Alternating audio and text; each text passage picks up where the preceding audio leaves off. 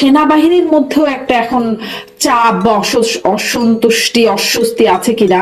কারণ সেনা হেফাজতে আছেন 15 জন বর্তমান এবং বর্তমান সেনা কর্মকর্তা আছেন, তাদেরকে আদালতে হাজির হওয়ার এই অস্বস্তি বা এই চাপ, এইটি নির্বাচনের উপর প্রভাব ফেলবে কিনা এক, এবং আপনার কি মনে হয় এটি আসলে কোন দিকে নেবে এই ঘটনা? কারণ এর আগেও একদিন কথা হচ্ছিল যে সেনাবাহিনী এটি নিয়ে একটা তো অস্বস্তি আছে বটেই। হ্যাঁ, অস্বস্তি তো আছে, সেটা প্রকাশ পাচ্ছেই।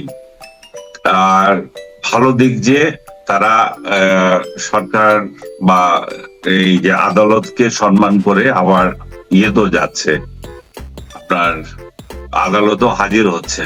তারা এখন তাদেরকে অ্যারেস্ট করা হয়েছে কিনা সেটা এখনো ক্লিয়ার না। তাদেরকে হয়তো জামিনও দিয়ে দেবে, কিন্তু বিষয়টা নির্ভর করছে যে জামিনের পরে তারা কোথায় থাকবে। তারা কি ক্যান্টনমেন্টে থাকবে না ওই অন্য জেলে যাবে। এখানে আরেকটা জিনিস বলি যে তার যে সার্ভিং পার্সোনাল সবগুলোই, এবং তাদের ক্ষেত্রে যেটা হচ্ছে একই ঘটনা কিন্তু জিয়াউল হকের ব্যাপারও একইটাই। জিয়াও কিন্তু সার্ভিসে থাকা অবস্থায় তাকে গ্রেপ্তার করা হয়েছে। এখন আরেকটা তাদের মধ্য থেকেও হয়তো প্রশ্ন আসতে পারে, তাহলে দুই ধরনের ট্রিটমেন্ট দেওয়া হবে কেন? জিয়াউল হক যে আছে, জিয়াউল হক না জিয়াউর রহমান, না সাবেক ডিজিএফআই চিফ যিনি ছিলেন, না ডিজিএফআই চিফ না, ওই যে এমটিএসসি নাকি, যে এনটিএমসি হ্যাঁ এমটিএসসি জিয়াউল আহসান। জিয়াউল আহসান, তো জিয়াউল আহসানের কথা ওইখানে আসছে। তাহলে ওনাকেও তো সার্ভিসে থাকা অবস্থায় গ্রেপ্তার করা হয়েছে, তো তাকে তো জেলে নেওয়া হয়েছিল। তাহলে ওনাদের এই যে বাকি যাদেরকে এখন অভিযুক্ত করা হয়েছে তারাও কি জেলে যাবেন, না তারাও আবার সেনা হেফাজতে থাকবে? না সেনা হেফাজতে যদি তারা থেকে তাহলে জিয়াউল আহসান কেন নয়? এটাও একটা প্রশ্ন সাধারণ মানুষ করছে। তো এই পুরো ব্যাপারটা কিভাবে ডিল করবে আমি জানি না, বাট আমরা সাধারণ মানুষ হিসেবে জনগণের তরফ থেকে বলবো যে এটা সম্মানজনক হওয়া উচিত। এটা আমাদের সেনাবাহিনী আমাদের একটা গর্বের বিষয়। এটা কিন্তু যে যিনি অপরাধী আবার অপরাধী সেটাও একটা বিষয় আইনের দৃষ্টিতে, সেটাও সমান সবার ক্ষেত্রে। তো যেভাবে হোক, যেটা যাতে সরকার এবং সেনাবাহিনীর মধ্যে এমন একটা পরিস্থিতি তৈরি না হোক যেটাকে জাতিকে আবার এটা দণ্ড দিতে হয় আর কি। সালাউদ্দিন আহমেদও ঠিক এরকম কথাই অতি জরুরি বৈঠকে বলেছিলেন যে সেটা এফোর্ড করতে পারবো না। দেখা যাক সেফ এক্সিট পাবে কিনা।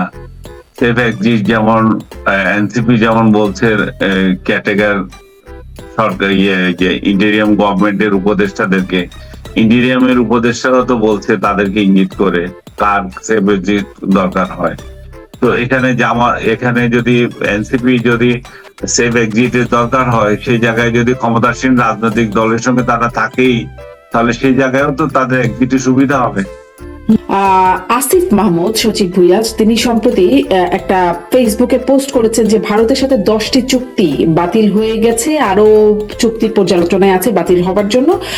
কিন্তু পররাষ্ট্র উপদেষ্টা সেই সময় বলেছেন তিনি সেই নিয়ে মন্তব্য তো সেদিনই করতে চান না, কিন্তু সবশেষ জানা মতো তিনি বলছেন যে একটি মাত্র চুক্তি বাতিল হয়েছে, আর কয়েকটি চুক্তি পর্যালোচনায় আছে।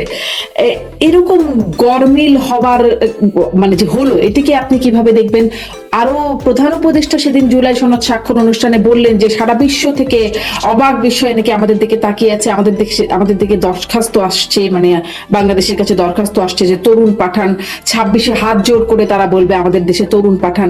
এই একটা অবস্থা, সেটা প্রধান উপদেষ্টা বলছেন জুলাই সনদ স্বাক্ষর অনুষ্ঠানে। অন্যদিকে তার কিছুদিন আগে পররাষ্ট্র উপদেষ্টা বলছেন বাংলাদেশিদের জন্য ভিসা প্রক্রিয়া, ভিসা পদ্ধতি জটিল হচ্ছে, এবং এর জন্য আমাদের রেপুটেশনে আসলে দায়ী শিক্ষার্থী এবং যারা কাজ করতে বাইরে যাচ্ছেন তাদের জন্য এটি জটিল হচ্ছে। মানে একটু গোলমেলে বা গরমিল দেখেন কিনা, নাকি আসলে ঠিকঠাকই? আমি তো গোলমাল পাকায় ফেলছি আপনার এতগুলো প্রশ্নে। প্রশ্নেই গোলমাল পাকে যাচ্ছে, মানে দুইজনের দুই রকম বক্তব্য আসছে কিনা। যদি একটা করে আসি, আসিফ মাহমুদ আর পররাষ্ট্র বলি, আসিফ মাহমুদের কথাটাই বলি, তাহলে একটা বলেন আমাকে তখন। আসিফ মাহমুদের এটা তো কমপ্লিট একটা বোকামি ধরনের কথাবার্তা, যে এতটা বাতিল হয়ে গেছে। আবার সে বাতিলের তালিকা এমন এমন নাম দিয়েছে যেগুলো অরিজিনাল প্রকল্প নেই, বা প্রকল্প থাকলেও সেটা ভিন্ন নামে আছে। তো তহিদ সাহেব আজকে যেটা বলেছেন সেটা হচ্ছে যে আসিফ যে ইয়েটা দিয়েছেন, বিবৃতিটা দিয়েছেন, সেটা আসলে বিবৃতি না, যে একটা স্ট্যাটাস দিয়েছেন, সেটা আসলে অন্য জায়গা থেকে শেয়ার করে দিয়েছেন, এটা আরেকজনের। তো যেটা আরেকজনের হলো, আপনি যখন দেন তখন তো এটা অফিসিয়াল হয়ে যায়। এইটুকু কমন সেন্স আমাদের উপদেষ্টাদের থাকা উচিত, সেটা তো আমাদের বলাটাও একটা অশোভনীয় দেখায়। তো সেই জায়গায় একটাকে বলেছে যে একটা মাত্র চুক্তি বাতিল করেছি আমরা, চুক্তি, সেটা হচ্ছে যে একটা ওই যে জাহাজ টানার বিষয়ে, যে আপনার জাহাজ সমুদ্রে যে নদীতে বা যেখানে হয়, যে জাহাজ যখন একটু অকেজো হয়ে যায় সেগুলোকে টানার জন্য এক ধরনের বাহন আছে আর কি, ওই বাহন টানার জন্য তারা দিয়েছিল, যে ইয়ের সাথে একটা চুক্তি হয়েছে ইন্ডিয়ার সাথে, সেই চুক্তিটা হবে না, এইটুকুই শুধু কথা ছিল। আর বাকি যতগুলোই এখানে এসছে, আমি মনে করি যে এগুলা আপনার এটা বেশি বোঝা যায় আর কি, যে উপদেষ্টা যে বলেছেন যে এটা উপদেষ্টার একটা দায়িত্বহীনতার মধ্যে পড়ে। আমি যে কথাটা বলতে চাচ্ছিলাম, যে ভারতীয় কোম্পানি GRSEর সঙ্গে একটা টাগবোট চুক্তি, টাগবোট যেটা বলছিলাম, আমি যে বর্ণনা করছিলাম, যে যেটা অন্য জাহাজকে টেনে নেয়, যে সমস্ত জাহাজ, এটা শুধু বাতিল হয়েছে। আর বাকি যে চুক্তিগুলো আছে, বিশেষ করে গঙ্গা চুক্তি মনে করেন, সেটা আমরা কিভাবে করব। আদানি চুক্তিটা পর্যালোচনাতে আছে এখনো, সেটা আবার হাইকোর্টের পুনর্নির্দেশ দিচ্ছে মানে কি, এটা আদানি চুক্তি করতেই হবে।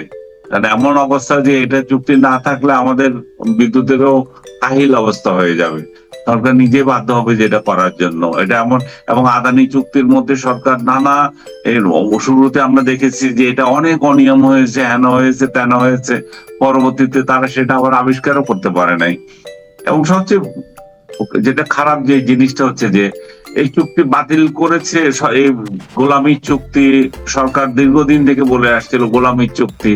তো গোলামির চুক্তি হলে যে কোনটা গোলামির চুক্তি আজকে 14 মাসেও তারা বের করতে পারলো না। তো গোলামির চুক্তিগুলো তো আমরা আসলে চাই না গোলামির চুক্তিগুলো থাকুক, সেগুলো বাতিল করে দিক। কিন্তু একটা উপদেষ্টার, পররাষ্ট্র উপদেষ্টার বক্তব্য অনুযায়ী মাত্র একটা চুক্তি আমরা একটু করছি না, এবং সেটা উনি স্পষ্ট করে বলেছেন। বাকি যেগুলোর কথা বলেছেন এগুলো আংশিক, কতগুলো অন্য নামে আছে। তাহলে একজন উপদেষ্টা এত অতি উৎসাহ নিয়ে এগুলো বলার মানে হচ্ছে যে আমাদের আসলে দুই প্রতিবেশীর সম্পর্ক নষ্ট করা, বা এবং এটা ভারত বিরোধিতার একটা বা ভাব তোলা আর কি। এন্টি ইন্ডিয়ান একটা সেন্টিমেন্ট আমাদের এখানে দীর্ঘদিন থেকে আছে, সেই সেন্টিমেন্টে একটা হাওয়া দেওয়া। সেই সেন্টিমেন্টে সাধারণ লোকেরা দিতে পারে, রাজনৈতিক লোকেরা দিতে পারে তাদের ভোটের স্বার্থে, কিন্তু সরকার থেকে যখন হাওয়া দেওয়া হয় সেটা অশোভনীয় দেখায়, এবং সেটা কিন্তু রাষ্ট্রের মধ্যে রাষ্ট্রের সম্পর্ক নষ্ট করে। আমরা ভারতের সঙ্গে আমাদের নতজানু সম্পর্ক দেখতে চাই না, আবার আমরা ভারতের বিরুদ্ধে উস্কানিমূলক কিছুও দেখতে চাই না। আমরা প্রতিবেশী হিসাবে তাদের সাথে একটা স্বাভাবিক সম্পর্ক চাই, এবং সেই স্বাভাবিক সম্পর্ক করার ক্ষেত্রে সরকার অনেক ক্ষেত্রে সরকারের কিছু কার্যক্রম একটা অন্তরায় হয়ে যায়। আমি ফরেন মিনিস্ট্রিকে থ্যাঙ্কস দেব, তারা এমন কোনো কিছু কাজ করে নাই যেটা নিয়ে বাংলাদেশ বিতর্কিত হতে পারে। মানে এই এক একজনের এক এক কথাকে আপনি একটু অশোভনীয় বলছেন, আর ওটিকেও মানে আর একটির কথাও যেটি আমি আনছিলাম সেটি একেবারে আলাদা করে বলি, এটিও কি একটু ওরকম দাঁড়াচ্ছে নাকি? আসলে আমি মানে আপনার কাছে ব্যাখ্যাটা কেমন সেটি জানতে চাই। প্রধান উপদেষ্টা জুলাই সনদ স্বাক্ষর অনুষ্ঠানে বললেন না যে সারা বিশ্ব দরখাস্ত করছে যে বাংলাদেশ থেকে তরুণ পাঠাও, আমাদের তরুণ ছাড়া তাদের চলছে না, বা 2026 সালে হাত জোর করে বলবে তরুণ পাঠাও, এরকম একটা অবস্থা। অন্যদিকে পররাষ্ট্র উপদেষ্টা কিছুদিন আগে বলেছেন যে বাংলাদেশিদের জন্য ভিসা প্রক্রিয়া জটিল হচ্ছে, সেটা শিক্ষার্থীদের জন্য এবং যারা কাজ করতে দেশের বাইরে যেতে চাচ্ছেন তাদের জন্য, এবং এর জন্য আমরাই জানি আমাদের রেপুটেশন দায়ী, এটি তিনি বলছিলেন। এর জন্য তিনিও উদ্বেগ প্রকাশ করছেন। এইটা আসলে আপনার কাছে কেমন মনে হলো? একই টোনে কি বলছেন নাকি টোন ডিফারেন্ট মনে হচ্ছে? টোন ডিফারেন্ট মনে হচ্ছে, এবং তহিদ সাহেব যেটা বলেছেন সেটা তো প্রমাণিত, এটা তো ওনার বলার কি আছে? আমি তো দেখতেছি এই সাউথ এশিয়ার দেশগুলোর মধ্যে তো আমাদের ভিসা শুধু এখন মালদ্বীপ দিচ্ছে, অন্য কেউ আমাদেরকে ভিসা দিচ্ছে না। অন্য ভিসা দিচ্ছে না মানে আমাদের ফ্রি অ্যাক্সেস নেই। সো আমাদের ভিসার মান 106টা দেশের মধ্যে যদি 100 নাম্বার হয়, তাহলে এটার মান কোথায় গেছে আমরা বুঝতে পারি না। মিডল ইস্টে অনেক দেশে ভ্রমণ করা যাচ্ছে না।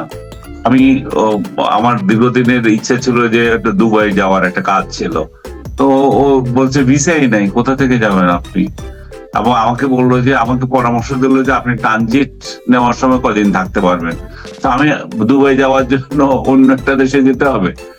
তো এরকম একটা পরিস্থিতি তৈরি হয়েছে। তো বাংলাদেশের ভিসার মান তো ঠিক নেই। এবং ডক্টর ইউনূস যদি দেখে থাকেন, উনি তো সবসময় স্বপ্ন দেখেন, অনেক স্বপ্ন উনি যেভাবে দেখেন, এটাও দেখেছেন যে আমাদের থেকে লোক হাত জোর করে আমাদের নিবে, বিশ্ব অবাক হয়ে যাবে। এই যে আমরা যেটা চুক্তি করেছি, তো কোন বিশ্ব অবাক হয়ে গেল, মানে এমন একটা চুক্তি যে করেছি আমরা, সনদ যে সই করেছি, এটা কি এমন হয়ে গেছে, এটা বিশ্ব তাকিয়ে থাকার মতো। যারা সনদ দিয়ে সই করেছেন তাদের এগুলো জাদুঘরে থাকবে, থাক জাদুঘরে। আমি জানি না ইতিহাসে এটা কোথায় স্থান পাবে, কিন্তু উনি এটা জাদুঘরে দিতে চাচ্ছেন। বাংলাদেশের ইতিহাসে কি এই ধরনের কোন ইতিহাসে স্থান পাবে কিনা মানুষ তো সন্দেহ করে।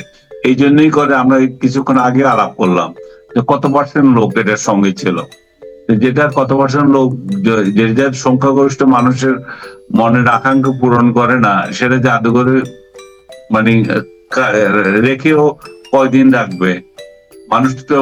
মানুষ তো এটাকে মানুষের হৃদয় থেকে তো চাইতে হবে যে আমরা এই জিনিসটা রাখবো, আমরা হৃদয়ে ধারণ করি। জাদুঘরে দেখিও কি, মানুষের হৃদয়ে তো থাকতে হবে সবার আগে, হৃদয়ে তো থাকবে না, জাদুঘর তো পরের বিষয়।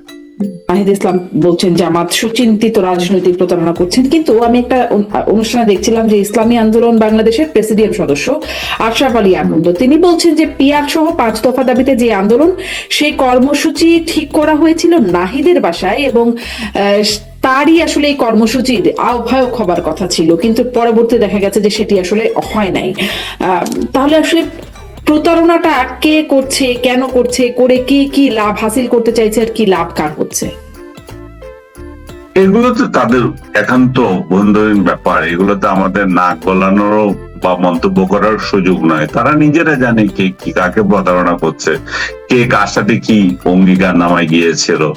আমরা আপাত দৃষ্টিতে যেটা মনে হচ্ছে সেটাই বলছি, সেটা হচ্ছে যে তারা এদিকে ছিল, এদিকে যেতে চায়, এবং তারা একটা ইঙ্গিত পেয়েছিল জামাত সই করবে না, তারা জামাত সই করেছে, স্বাভাবিকভাবে এটা তাদের গায়ে লেগেছে।